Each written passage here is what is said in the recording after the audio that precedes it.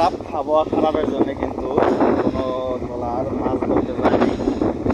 সবাই নৌকায় ফিরে আছে ঘাটে।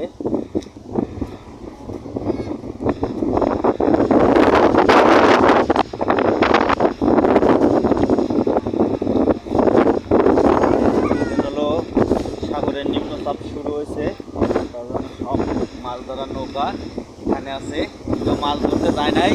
নিম্নচাপ শুরু হয়েছে আজ দুদিন হলো, তাই ঘাটে সব নৌকা জমা হয়ে আছে, কেউ মাছ ধরতে যায় নাই। এটাই হলো জেলেদের জীবন, অনেক রিস্ক নিয়ে তাদের মাছ ধরতে হয়, অনেক কষ্ট করতে হয়, অনেক স্ট্রাগল করতে হয়, কিন্তু আমরা তাদের সেভাবে মূল্যায়ন করতে পারি না। তারা অনেক কষ্ট করে কিন্তু এই জীবনটা পার করে। নৌকা সব ঘাটে ফেরানো আছে, আর দুদিন হলো